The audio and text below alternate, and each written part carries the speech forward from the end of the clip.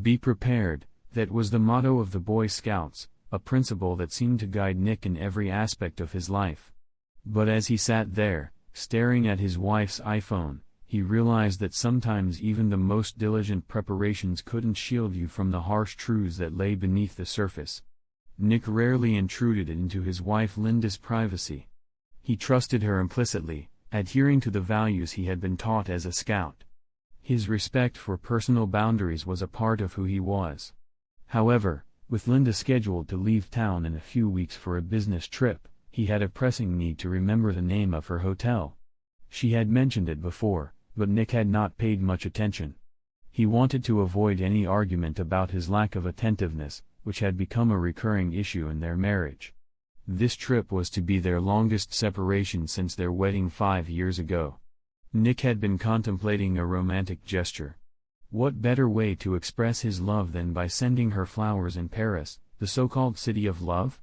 But as he delved deeper into her phone, his idealistic plans were abruptly derailed. His heart raced as he discovered a trove of non-work-related emails exchanged between Linda and Dwayne, a colleague at her firm. The messages were filled with intimate plans, strolling along the Champs-Élysées at night, enjoying a moonlit boat ride on the Seine, and promises of passionate nights. It was a jarring realization, not only because of the affair but also because Linda and Dwayne had been using their work email accounts to communicate. Linda was a respected lawyer, and Dwayne was a paralegal at her firm. The two of them worked together on major litigation cases, poring over countless documents and emails. Nick knew the protocol all too well. One or two people would invariably get involved in affairs, and the lawyers would then scramble to determine if it had any relevance to their cases. But this situation was personal, and it cut deeper. Nick's instincts, honed over years of legal practice and exposure to deceit, were screaming that something was off. When Linda first mentioned her trip, she had been oddly evasive, suggesting a mundane arbitration process that would keep them too busy to enjoy Paris. Given that Paris was one of Nick's favorite cities and Linda had never been there, her dismissive attitude felt out of place. He had ignored his gut feeling, never suspecting such a worst-case scenario. The emails were a dagger to his heart. One particular message from Dwayne was clear and cold: "Why don't you just get rid of the Boy Scout so we can spend more time together without worrying?" Linda's reply was equally disheartening: "I feel safe with him." And then, the final blow: "So why are you having fun with me behind his back every chance you get? You do it better." As he read through the damning correspondence, Nick's mind raced. He knew he needed to act decisively but wisely. His first step was to preserve the evidence. He forwarded all the incriminating emails to his own address and printed out copies for safekeeping. His experience as a lawyer told him to secure the proof before taking any further steps.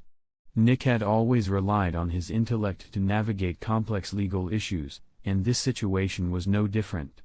He needed to think carefully about his next move. With Linda out for her run, he had a brief window to decide how to handle the unfolding disaster without causing unnecessary harm. The gravity of the situation weighed heavily on him. He had to balance his emotions with his actions, ensuring that whatever decision he made was both just and prudent. Nick knew that his next steps could profoundly affect not just his own future, but Linda's as well. He needed to confront the situation with the clarity and composure that had always defined his professional life. Nick was determined to finish his mission and find a hotel, but he had a sudden, inexplicable urge to send flowers. He couldn't pinpoint why this felt necessary, but it was a hunch he couldn't ignore. Perhaps it was related to a nearby Target, conveniently located a mere 5-minute walk from the International Chamber of Commerce, where Linda and Dwayne would be busy with their arbitration case alongside the rest of their team. He anticipated that their busy schedules would provide a perfect window of opportunity. Once he located the hotel, Nick wasted no time diving into a computer search about Virginia's divorce laws. Although he had retained some knowledge from his bar exam 5 years ago, he knew it was crucial to be thorough. Adultery was grounds for divorce and could significantly impact issues like alimony and property division. Yet, the nuances of these accusations were intricate. For instance, the concept of connivance where one spouse, after discovering the other's infidelity, willingly resumes sexual relations and continues cohabiting, was a critical defense point. To counter this, he had to ensure that his departure was swift and without confrontation. He planned to deliver the shock of his departure with maximum impact, avoiding any ambiguity or mixed signals. Nick understood that he was about to engage in a complex legal and emotional battle. While the Boy Scout law might advocate honesty, this was wartime, and as Churchill famously said, "In wartime, truth is so precious that she should always be attended by a bodyguard of lies." His deception would serve a strategic purpose, given that none of them were under oath. He ascended to the master bedroom, where he hastily packed his belongings. Suitcases were lined up by the front door, and he carefully gathered essential documents, bank and credit card statements, 401k and IRA records, car titles, pay stubs, mortgage details, and Linda's most recent student loan balance. As he was finishing, he heard Linda's footsteps approaching from her run. She had a fresh, athletic look with her brown hair pulled back into a ponytail, but to him, she was a reminder of everything that had soured. Trying to appear disheveled and out of sorts, Nick faced her. "I'm heading to Paris," he said with a forced smile, watching as the color drained from Linda's face. Her blue eyes widened with confusion. "Paris? Virginia?" she asked, her shock quickly melting away into a veneer of concern. "Not exactly," Nick continued, a trace of grim satisfaction in his tone. "Sven just called. We're testifying in an insurance case and need to prepare a witness. We just lost a crucial motion, and now the investigation timeline is in disarray. I'll be on the road for a few weeks, though I might manage to drop by occasionally." Linda's expression shifted to one of concern. "Maybe your company is hiring. I could use a change of scenery myself." Nick raised an eyebrow. "I'd prefer to stick to Paris," he said, observing the flicker of worry that crossed her face before she forced a smile. "Send me your resume if you want, and I'll see if there's a fit." It was an offhand comment. Linda's law firm was more prestigious than his, and she knew it. As if feeling a pang of guilt, Linda made a move to hug him, but Nick turned abruptly and retreated to his office before she could close the distance. The rage and frustration simmering beneath the surface were palpable, and he wasn't sure he could suppress them any longer. Upstairs, Linda inquired about dinner. "I can't stay for dinner," Nick said curtly as he bustled around the kitchen. "I'll grab something on the way. Sven's losing his mind and needs me on the road immediately." Linda followed him to the door, her concern evident as she watched him load his suitcase into the car. She leaned in for a goodbye kiss, but he pulled away with an excuse. "Sorry, I might have caught a cold this morning. I've got a sore throat. It could be an allergy, but I don't want you getting sick." Linda's worry was palpable as she followed him to the car. "When will you be back?" "Probably not before Friday," Nick said. "We'll be heading to Roanoke after Paris, and then next week it's on to Baltimore." As he drove away, he couldn't shake the feeling of paranoia creeping in, but he pushed it aside. The mission was far from over, and every step had to be executed with precision. Nick watched as Linda's gaze wandered, a flicker of imagination visible in her eyes as she contemplated the freedom his absence might bring. Her lack of eye contact seemed almost purposeful, as if she was already envisioning how his departure could open doors to new possibilities for her. With a casual wave goodbye, Nick backed out of the driveway, hoping that Linda would attribute his sudden departure to work rather than any deeper suspicion. He had been called in on a Saturday, and the last thing he needed was to further expose his unraveling facade. Nick drove aimlessly, his thoughts churning. He found himself at a nearby shopping center, drawn to a coffee shop where he could gather his thoughts. As he sipped his coffee, he realized he needed to strategize. Like many lawyers, he found clarity in writing, so he pulled out a notepad and began to list everything that needed to be done. It struck him that reconciliation wasn't on his agenda. The only thing on his mind was retribution. The magnitude of that retribution was yet to be determined. His reverie was interrupted by the jarring ring of his phone. He didn't recognize the number but answered with a mix of curiosity and impatience. "Mr. Buford, this is Sam Granger," the voice on the other end said briskly. "I'm in the business of buying old houses and demolishing them to make way for new developments. I understand this might not be everyone's favorite job, but the checks I write seem to make people less annoyed." Nick was momentarily thrown. His house wasn't old by any means, it was cozy and well maintained. But Granger was keen to talk about tearing it down, and Nick's initial reaction was one of confusion. "Actually, the house is quite new," Nick started to say, but Granger cut him off. "I get it. Everyone loves their homes. I don't need to see it inside, it's a wreck, right? I've seen the outside. I'm ready to make you an offer if you and your wife are interested in selling. I suggest you consider it quickly, as I work to get these deals done fast, and I can offer you a very good price." Nick had to suppress a grin.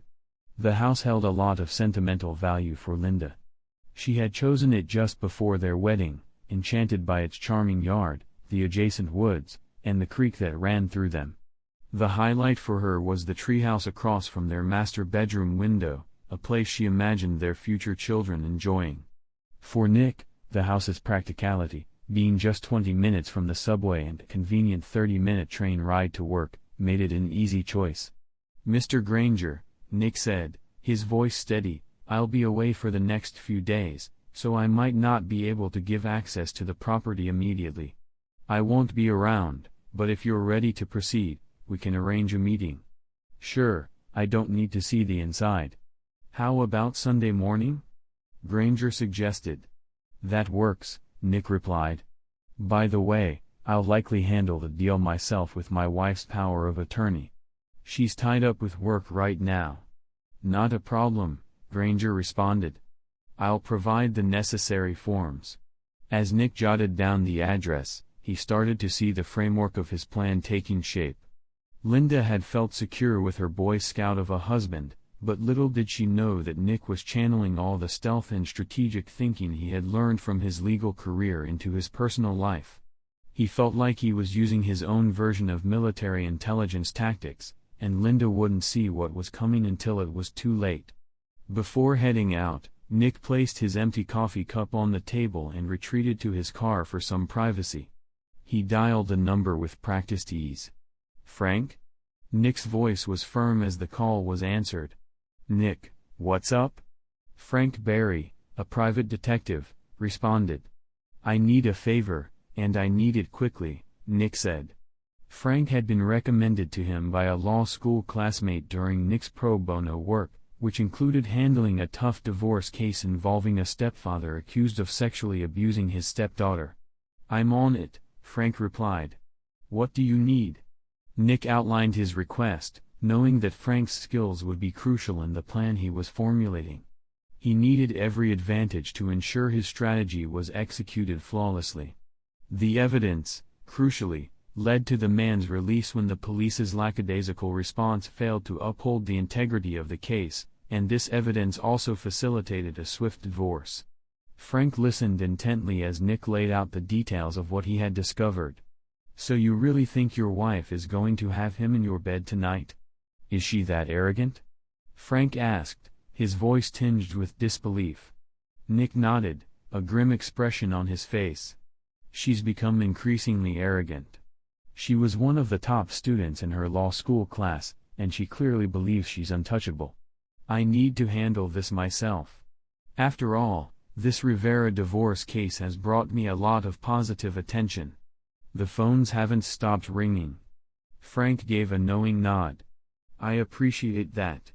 By the way, there's a treehouse in the backyard that might be useful to you. Its windows look directly into the master bedroom, and she has a habit of leaving the curtains open. It used to drive me up the wall, but if it gets your engine running, it's yours. You can access it by crossing through the forest and hopping over the street. There are no fences or dogs around, and there's a service road on the other side where you can park." "Thanks for the tip," Nick said. "I plan to set up a camera outside to monitor who comes and goes." "Great. And you're using Harry for the divorce, right? I'm assuming you want to go through with it." Yes and yes, Nick confirmed. I'm counting on Harry's expertise. He seems to have a knack for these matters. Fine. I know he's meticulous with affidavits and the reporting process. If everything checks out, we should get results soon. Nick then called Harry. Is this about the law school reunion, Nick? I've already had 5 calls asking for contributions to their fund. No, Harry. This is about Linda. She's been unfaithful, and I need you to handle this. I want to make sure she pays for what she's done. Harry, understanding the gravity of the situation, replied, "Come by tomorrow. I know it's Sunday, but I need to handle some paperwork at the office anyway. We might as well get things moving. It seems you've already gathered enough evidence to show adultery. The toughest part will be negotiating a financial settlement. Since Linda is a lawyer at a major firm, she'll have the resources to drag this out. But don't worry, we'll tackle it." Nick appreciated the reassurance. "I'm aiming to handle this like civilized people, so no drastic measures. But if it comes to that, we'll cross that bridge when we get to it." Harry responded, "All right, we'll see what we can come up with. But remember, if you decide to go scorched earth, that's your choice." Nick's final call was delicate. He dialed Maggie's number, bracing himself for an awkward conversation. "Maggie, this is Nick," he began. There was a long pause on the other end before Maggie's voice broke the silence. "Nick, you son of a bitch. It's been a while. What do you want?" "Nice to hear from you too," Nick said, trying to sound casual. "I need your help. Linda was your assistant, wasn't she?" Maggie said, her tone shifting. "What's this about?" "It's about Linda's infidelity. She's been quite the handful," Nick explained. "I need your support to navigate through this mess." Maggie laughed, a sound that still held a hint of warmth despite the years apart. "Oh, Nick, you always knew how to make me laugh. Sure, I can help. After everything, it's the least I can do.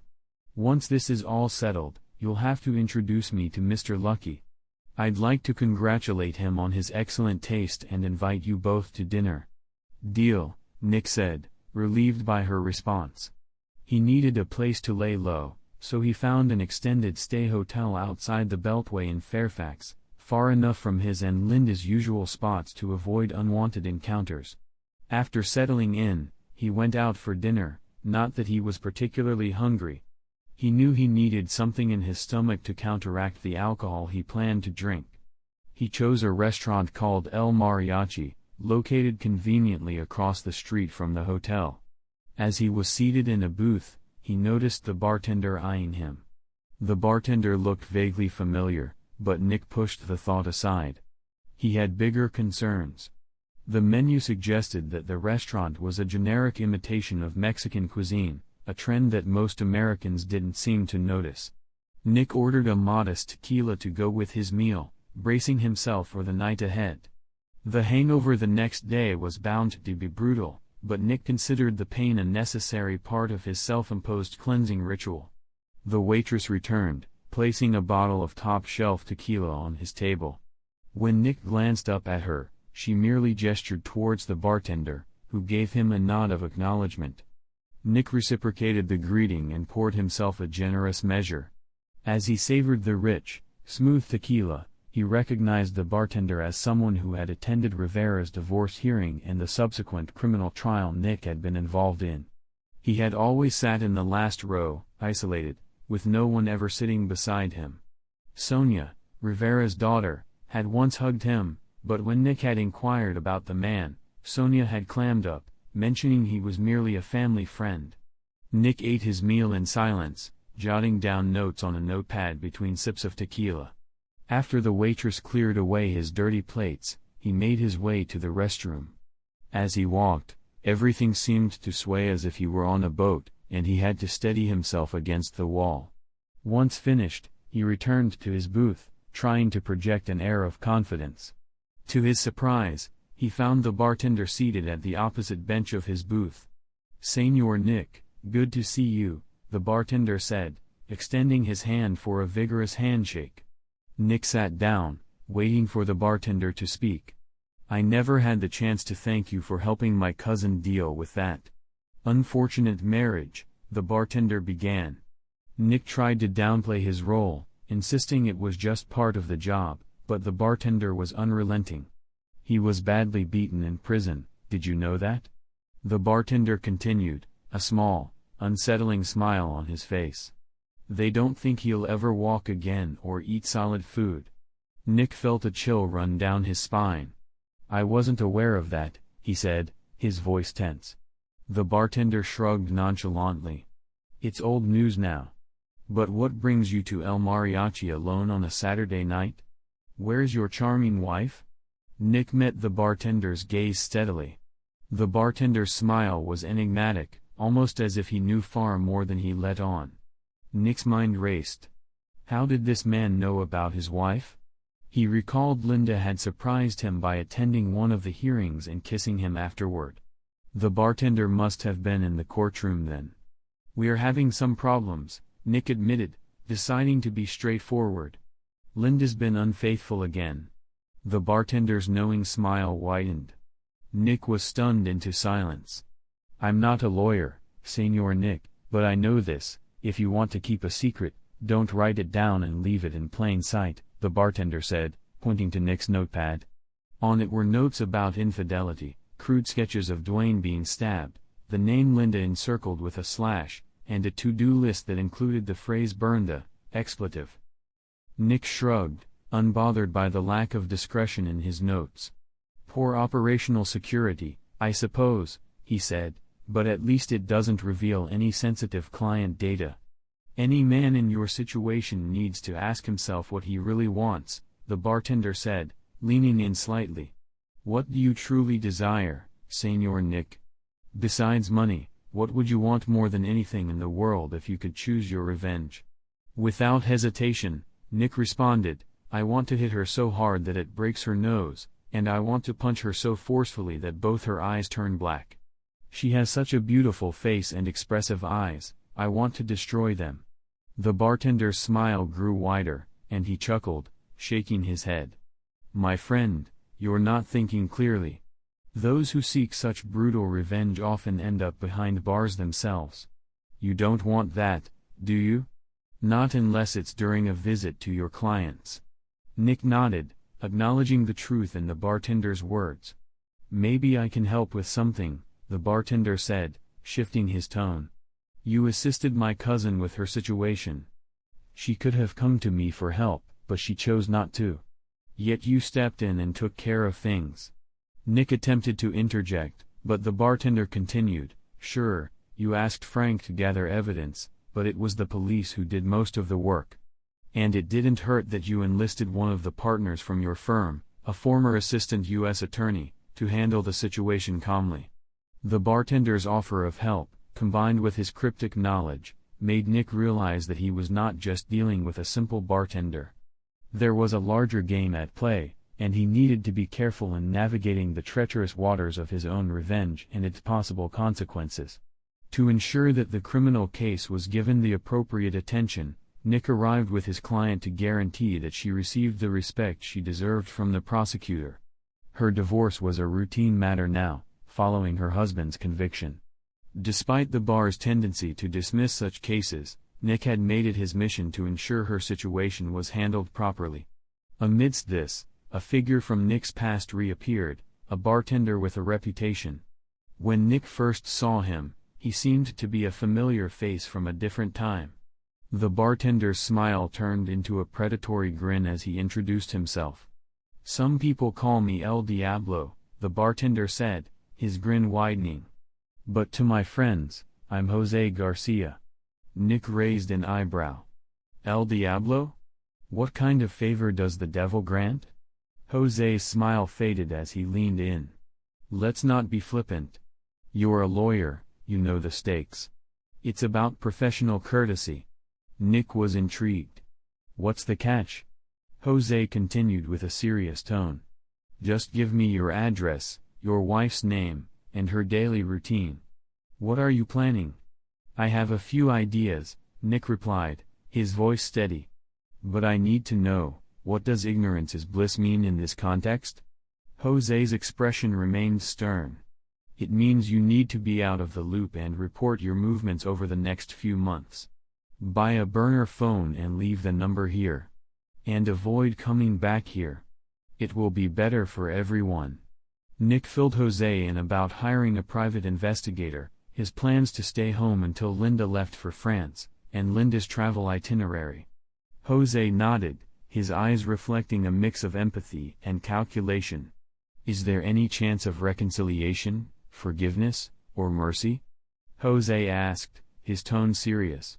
Nick took a deep breath, trying to suppress his emotions. The path was clear now. Trust and loyalty had once been his core values, but Linda's betrayal had flipped a switch in him from love to hatred. Reflecting on this, he knew he couldn't afford to care about mercy at this moment. Jose, seeing the resolve in Nick's eyes, relaxed slightly. Fine. Don't worry about it. The waitress brought the bill, which Jose took care of but allowed Nick to tip generously. Jose also handed Nick a bottle of tequila, with a warning to drink responsibly. He needed a clear mind for what was ahead. Somehow, Nick managed to wake up at a reasonable hour on Sunday morning with only a mild hangover. He arrived at Harry's law office at 10 a.m., where he found Frank already waiting for him. Sorry, Nick, Frank began. She definitely had sex with that guy in your bed. He was there 2 hours after you called, and he was still there when I left this morning. We got some high-quality video footage. I've made you a copy, though you might want to avoid watching it. Harry interjected. Nick, don't watch it. I don't want you doing something rash and ending up in trouble. Nick accepted the DVD from Frank, a tight knot of tension in his chest. Give me the details. Frank continued, I climbed into that treehouse you mentioned, and I got clear shots of them. They were all over each other, and there's no doubt they were having sex. They barely spoke, which suggests this is purely physical. I don't know if this will change your plans. Both of them showed impressive stamina, though. Nick's face darkened. This just makes things worse. Frank nodded sympathetically. I know Linda from the party last year, so I can identify her. We checked the guy's license plate, his name is Dwayne Martin. We know he's involved with her, but it's unclear how long this has been going on. The evidence is clear and convincing. Also, we have a camera in a nearby tree monitoring the driveway and garage, so we can track their comings and goings. I'll send you a secure link to the live feed. I'm preparing a report and affidavits for Harry to file. Frank shook hands with both Nick and Harry before leaving the office. So, what's next? Harry asked. File for divorce on the grounds of adultery, Nick said. But don't serve her yet. Harry looked at Nick, his expression unreadable. Trust me, Harry. When I say this, it means I'm on edge. Harry nodded. Understood. Let's proceed carefully. Nick was now more determined than ever. The path ahead was clear, and despite the emotional turmoil, he was ready to fight for what he believed was right. The hangover the next morning was going to be brutal, but Nick considered the pain a necessary part of his cleansing ritual. As he sat at the bar, the waitress returned with a bottle of top-shelf tequila, setting it down in front of him. Nick glanced up, and she simply pointed toward the bartender, who gave him a subtle nod. Nick acknowledged the gesture with a nod of his own and poured himself a generous drink. As he sipped his tequila, Nick's mind drifted back to the familiar face of the bartender. He recognized him from Rivera's divorce hearing and the criminal trial he had attended. The bartender had always occupied the last row alone, with no one ever sitting beside him. There was a peculiar quietness about him that had always intrigued Nick. Once, Nick's client's daughter, Sonia, had hugged him, but when Nick asked about the stranger, Sonia had been tight-lipped, merely calling him a family friend. Lost in his thoughts, Nick noted the patterns on his notepad, making scribbles about his next steps while the tequila burned pleasantly down his throat. After finishing his meal and emptying his plate, he headed to the restroom. Everything seemed to sway, and he needed to brace himself against the wall. He made his way back to his booth, trying to maintain an air of confidence, only to find the bartender sitting directly opposite him. "Señor Nick, good to see you," the bartender greeted, extending his hand for a vigorous shake. Nick took his seat, waiting for the bartender to continue. "I never got the chance to thank you for helping my cousin deal with that. Man, she was married too," the bartender said, his tone unexpectedly warm. Nick started to protest, insisting it was nothing more than his duty, but the bartender waved it off. "He was badly beaten in prison," the bartender said casually, a slight smile curling his lips. "They don't think he'll ever walk again or eat solid food." Nick felt a shiver run down his spine. "I hadn't heard that," he said quietly. "Well, it's old news now," the bartender said dismissively. "What brings you to El Mariachi alone on a Saturday night? Where's your charming wife?" Nick met his gaze, puzzled by the bartender's knowledge. He realized it must be from Linda's appearance at one of the hearings where the bartender had been present. Linda had surprised him with a kiss after the trial, and the bartender must have seen it. "We have some issues," Nick admitted, deciding to be honest. "She's been having fun with someone else." The bartender's smile grew enigmatic. "You're not thinking clearly, Nick. Revenge isn't a path you want to tread. It might land you in prison, and that's not ideal unless you're visiting your clients." Nick nodded, understanding the implication. The bartender continued, "But perhaps I can assist you. You stepped in to help my cousin when she needed it. You might be surprised at how things could turn out." Nick's mind raced. "I need to plan carefully," he said, taking in the bartender's offer. "How can you help?" The bartender leaned in. "I know how to handle sensitive matters. Let's just say, your situation could be managed discreetly. Let's keep it simple and effective." Nick pondered the offer. With the groundwork laid, he was determined to act decisively but needed to be strategic. He took out his phone, dialing Frank's number. "Frank, I need a favor." "Urgently," Nick said when the call was answered. Frank Barry, a private detective, had once helped Nick with a pro bono case. Nick trusted him implicitly. By Monday evening, Nick was prepared. Linda had left voicemails over the weekend and Monday, which he had intentionally ignored. He was saving all his energy for Tuesday morning. Thanks to Frank's surveillance, Nick knew Dwayne had stayed overnight, and Linda would be leaving around 8:30 a.m. Nick planned his move. At 7 a.m., Nick entered the house, announcing, "Darling, I'm home." The sudden noise from upstairs was followed by Linda rushing down the stairs, her robe disheveled.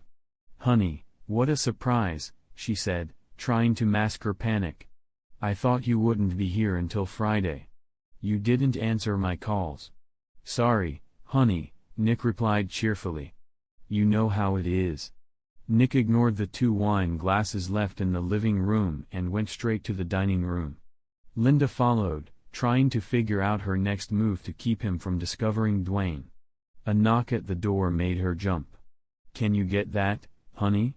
Nick asked, laying out papers on the dining room table. Linda, her shoulders squared, opened the door, expecting perhaps the process server. Instead, it was Maggie, a notary, who walked in and greeted Linda.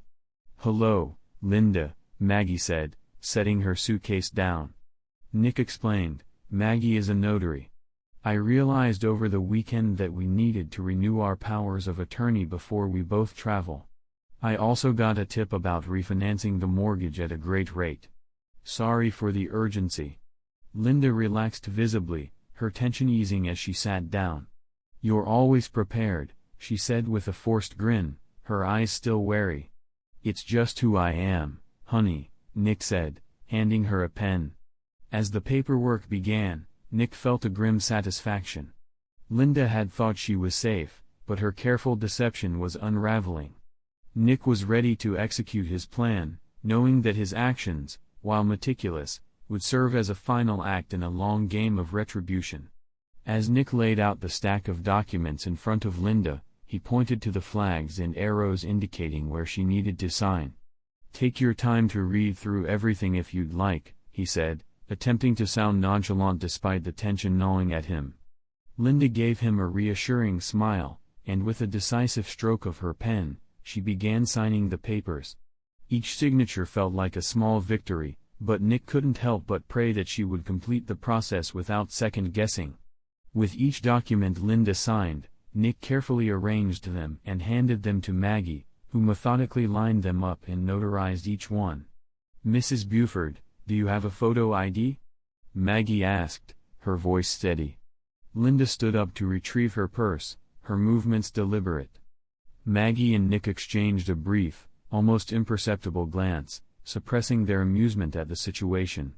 As Linda returned and placed her driver's license on the table, Maggie took a quick photo with her phone and noted the details in her notary journal. Linda, ever the gracious host, offered coffee, but both Nick and Maggie politely declined. As Maggie finished marking the documents, Nick organized them into separate folders. Linda's gaze lingered on Nick, her mind racing as she calculated her next move. With a professional smile, Maggie packed up her things and gave Nick a subtle, knowing smile when Linda wasn't looking.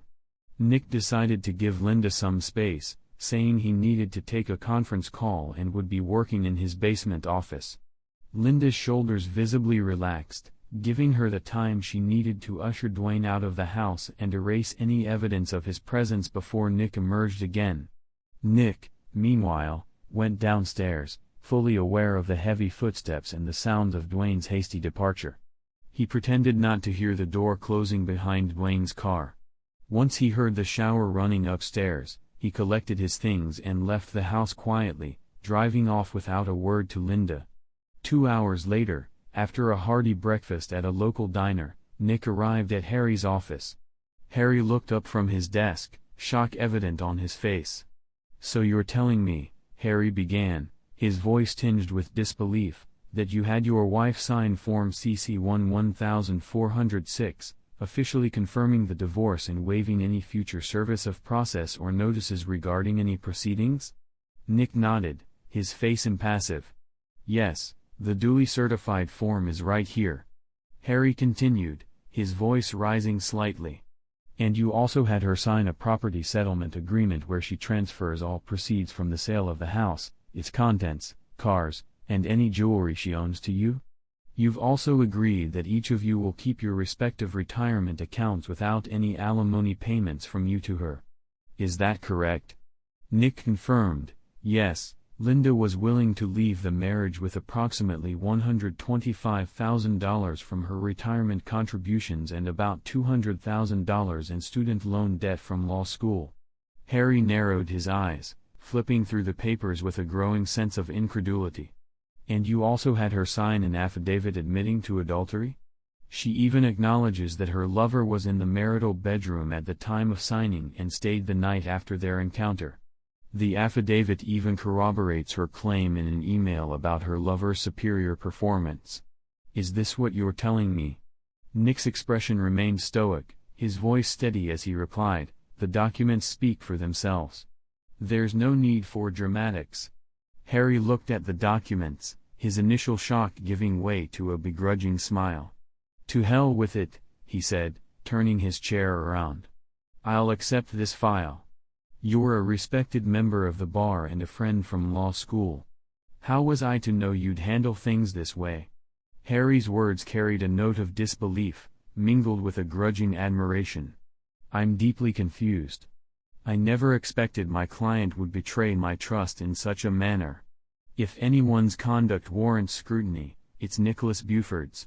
Harry then addressed Nick, "Will this notary certify that Linda signed all these documents?" "Yes, she will," Nick confirmed. "And will she testify to the accuracy of the affidavit and the details contained within?" Harry asked, his tone serious. Nick nodded, "Yes, she will." As Harry continued to process the gravity of the situation, Nick felt a mix of relief and grim satisfaction. The legal battle was far from over, but he had secured a significant advantage. The path ahead was now clearer, and despite the personal cost, Nick was resolute in his pursuit of justice and resolution. Nick meticulously examined the documents, his mind focused on the legal intricacies and potential implications. "I don't want to presume or influence anyone's testimony," he said with deliberate calm. "But as you mentioned, Linda is a seasoned trial lawyer. I'm confident she gave the documents the attention they deserved. I'm sure the notary will testify that she saw Linda Buford review and sign each document. I can't comment on her state of mind or her understanding of the contents of each document." Harry nodded thoughtfully. "All right then. I'll record all of this today, including Frank's affidavit and report, which comes with photographs and a DVD. I'll see if I can get this out of the electronic file for a while. We don't want it making headlines, do we?"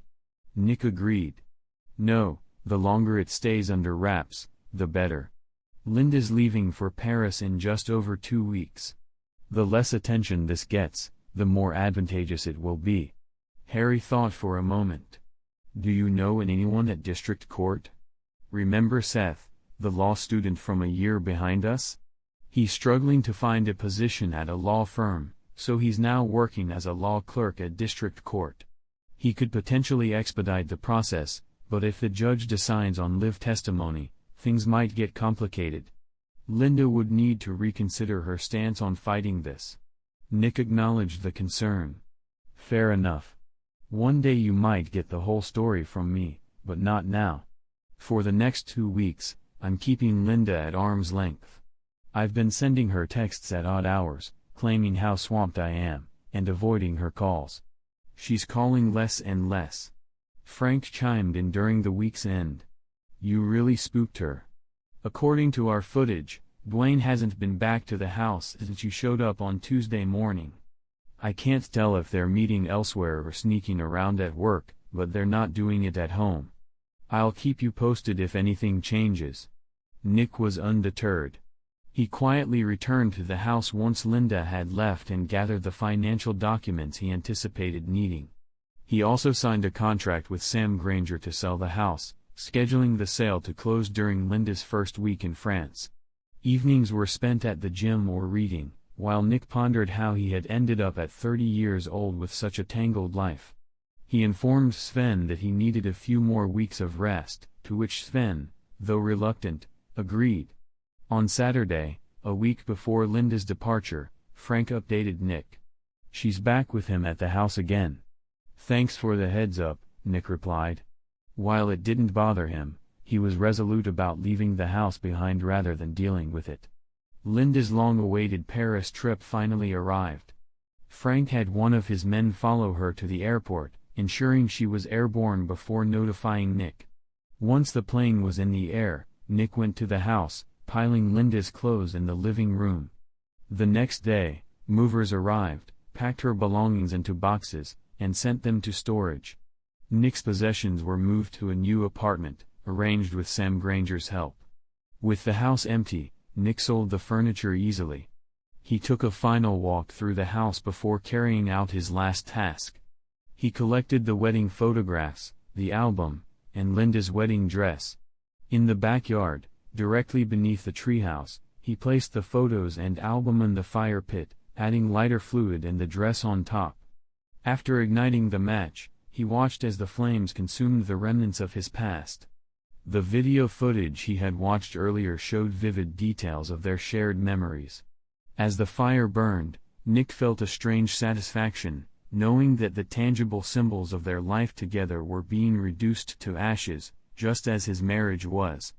A day later, Nick wrapped up the sale of his family home using a power of attorney from Linda, granting him the authority to sign on her behalf. He knew Linda hadn't thoroughly reviewed the documents she signed, but he seized the opportunity. With a separate financial power of attorney in hand, Nick deposited the proceeds from the home sale into his personal account.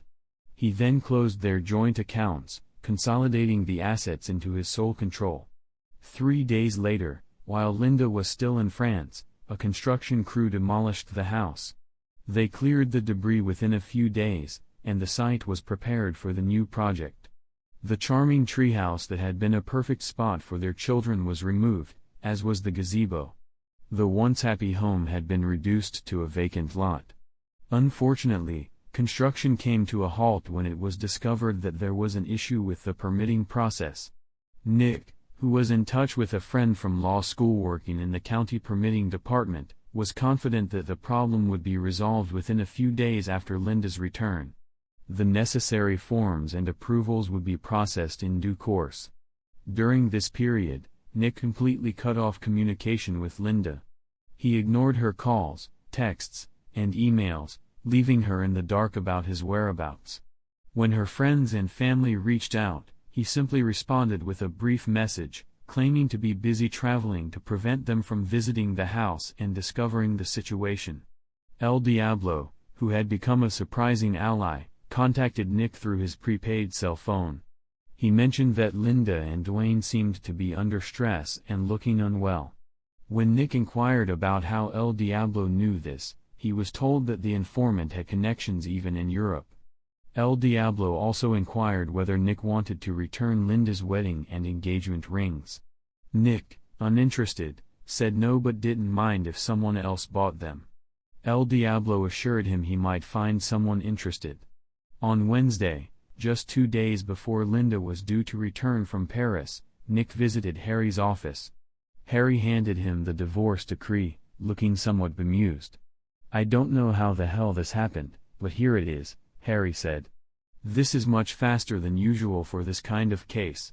Seth remained silent. "I don't want to know, and I won't ask. Count your lucky stars and congratulate yourself on being single again." Harry handed Nick a copy of the decree, promising to send another to Linda. As Nick approached his car outside Harry's office, his phone rang. The caller ID was unfamiliar, but the voice on the other end was unmistakable: El Diablo. "Nick, you should consider taking a vacation right now. Go somewhere with plenty of people who can verify your presence," El Diablo advised before hanging up abruptly. Nick realized it had been a while since he'd seen his college friends in New York. With his schedule clear for the next few days, he decided to visit. That same day, he flew to New York, immersing himself in the city's vibrant culture. He attended various exhibitions, visited museums, and met up with friends for lunches, coffees, and dinners. Most of these outings were paid for with his credit card, and he tipped generously at his hotel, ensuring that the staff recognized him. In the late hours of Sunday, after enjoying coffee and pastries in Little Italy, Nick sent an express mail package containing a DVD to Linda's parents' house. The DVD showed him burning Linda's wedding dress and wedding album, a symbolic act of severing the final ties to his past. As Nick savored the end of a productive day, his phone rang again. It was his father-in-law, sounding frantic. "Nick, where are you? Linda is going crazy. She's in the hospital." Nick's curiosity piqued. What happened? Linda had returned from her trip on Friday, but she and her colleague had been kidnapped from the airport. They were both drugged and only emerged from the ordeal the following morning. Her colleague had been beaten nearly to death, and Linda had suffered severe trauma. Her father's voice trembled as he continued. Linda woke up covered in tattoos with disturbing inscriptions. As soon as she regained consciousness, a masked man came in and hit her, breaking her nose with 3 blows. Nick listened, a mix of emotions coursing through him. Once upon a time, he might have felt sympathy for Linda. Now, he felt detached, his former love replaced by a cold, calculated resolve.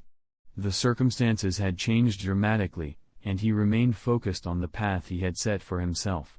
He'd given her 2 black eyes, an impressive touch, Nick thought. In fact, it was the cherry on top of his vengeful sundae. If Linda could come to realize the depth of his betrayal, mirroring her own betrayal in their marriage, it would be worth an immortal soul if he had won. "I'm sorry to hear this," came the voice on the other end, clearly surprised. "I'm out of town right now. What do you need me to do?" Nick detected the astonishment in his father-in-law's voice. "You're her husband, she's your wife." "Sorry, not anymore. We divorced last week. She's cheating on me with the guy she's traveling with." "What? What part didn't I understand?" Nick retorted, his patience thinning. He was aware he was being unnecessarily cruel, but he didn't care. "I've got a video," Nick continued, "of her in bed with someone else. If you're interested." There was a prolonged silence on the other end, and Nick wondered if his father-in-law might be having a heart attack. "We're done with her. You'll have to take her back." "It's not my problem anymore," the father-in-law said, his voice tinged with finality. "I've been in New York since Wednesday, celebrating my divorce," he added.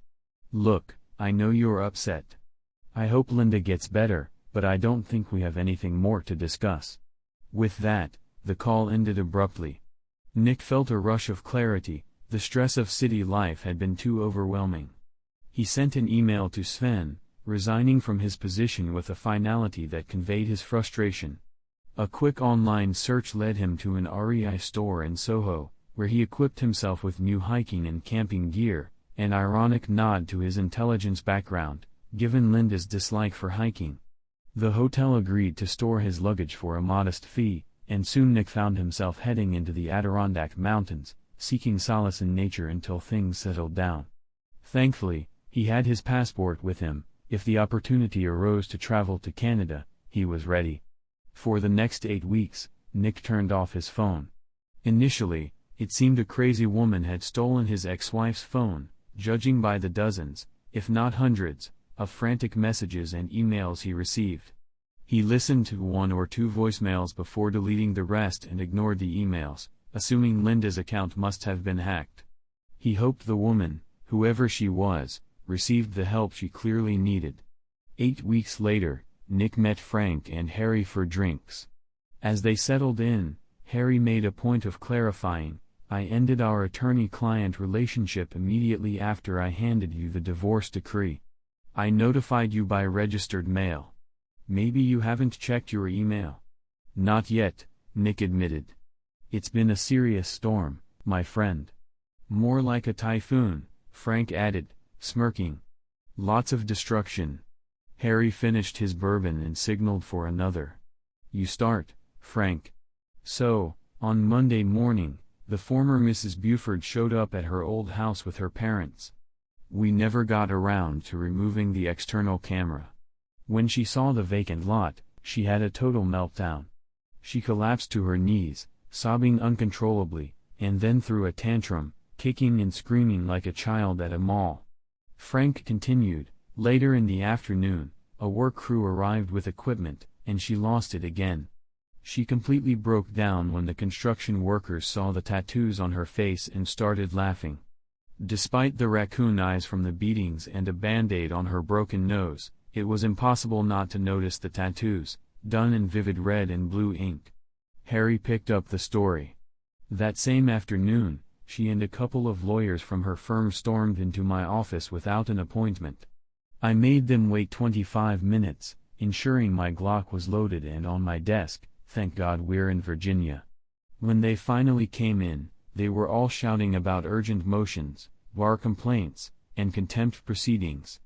Harry chuckled. "I have to admit, it was hard not to stare at the tattoos all over her face. When I managed to refocus, I asked what exactly was the issue. Which part of the statements were false. They all stopped and looked at each other. So, I asked if there was any actual controversy about your ex-wife's actions." Nick listened, a sense of grim satisfaction settling over him.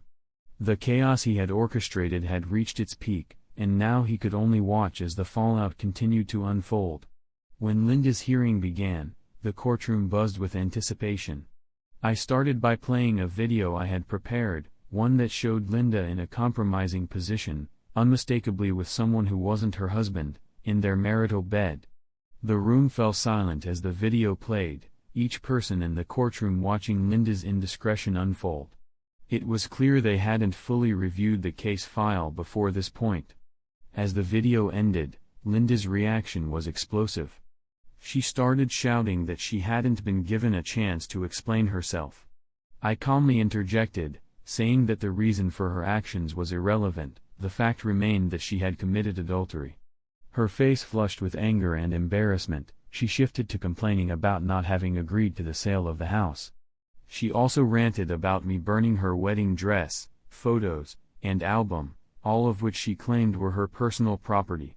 I pulled out the documents, the powers of attorney, including one specifically authorizing the sale of the house, and the property settlement agreement.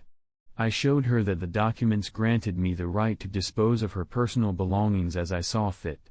I pointed out that she was lucky to have even kept her clothes. When I asked if she denied her signature on the documents, Linda didn't dispute it. Instead, she claimed she never agreed with the content. I pressed her on whether her entire defense rested on the fact that she hadn't read the documents she signed. Her silence was answer enough.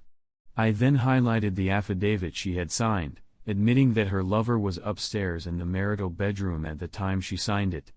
Linda's reaction was to collapse, losing consciousness as her entourage scrambled to revive her. I had already called 911. Linda refused to go to the hospital, and as she regained some composure, she began screaming about tattoos and her boyfriend being beaten up. I told her that her personal issues had no bearing on the case. As far as I knew, she had been out of town, and Dwayne's predicament might have been due to anger from a scorned spouse or jealous lover. I directed them to the Fairfax Police Department if they wanted to discuss any potential criminal case. Harry picked up the story. He continued, Linda's legal team persisted with talk of filing a motion for reconsideration and similar motions. That's when I revealed that I had received an anonymous email that morning.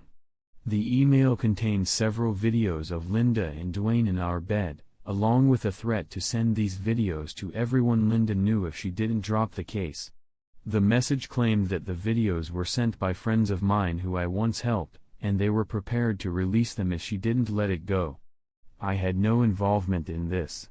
Harry's face showed a mix of concern and intrigue. Did you know anything about this? He asked. I was out of town, I replied. After that, Linda and her team had left, and I hadn't heard from them since. There were no new developments in the courthouse.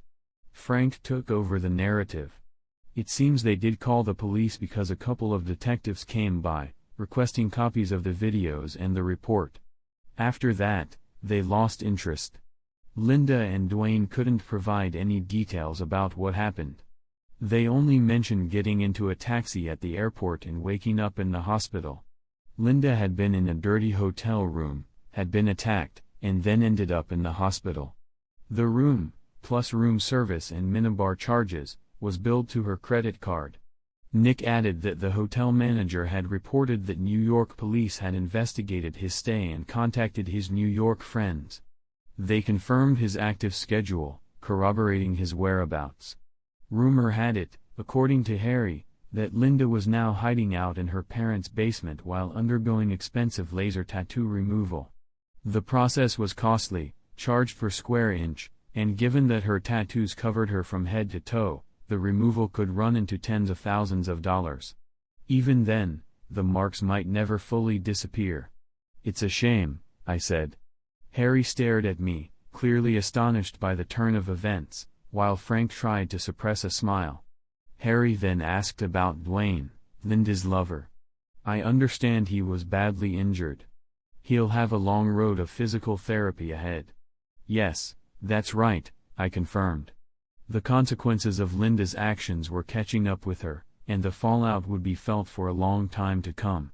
The damage from the incident was extensive. Multiple concussions had left him with lingering complications, making future job prospects as a paralegal uncertain. To add insult to injury, their firm had released them both, attributing the failure of their arbitration to the personal fallout from the trip. The once promising case had crumbled under the weight of incomplete documentation, unprepared objections, and unreliable witnesses. The client was dissatisfied, and the firm, in an effort to salvage their reputation, had to make some hard choices. Someday, Nick, you'll have to explain how you managed to handle all of this, Frank said, his curiosity piqued. Handled what? Nick replied, his tone nonchalant. I'm a Boy Scout. I just did what needed to be done. As Nick emerged from the building, he saw Maggie waiting for him in the car. Her frustration was palpable. I'm a little upset, she began, because no one bothered to ask me if I actually certified the documents or if Linda read them thoroughly before signing. I could have said I watched her study each one, but honestly, I couldn't estimate how much time she spent on them.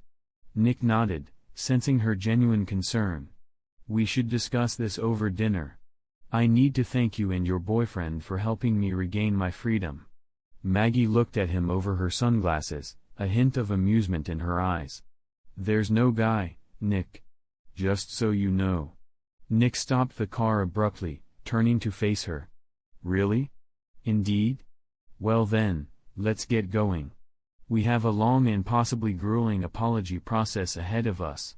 Maggie sighed, but there was a soft smile on her lips. Okay, fine. But first, you need to stop by the post office. Nick raised an eyebrow. For what? I'm sending a card to an old friend, Nick said, pulling an envelope from the glove compartment. It bore the Boy Scouts emblem on the front. The card read, "Just checking in, are you feeling safe now? Subscribe to our channel so your second chance doesn't cheat on you." Maggie chuckled. Sounds like a plan. But let's make sure you don't let the next story surpass this one in wildness. And remember, if you're under 18, you're better off staying away from the next tale. Nick smirked, putting the car into gear as they drove off. The day was far from over, and the next chapter was just around the corner.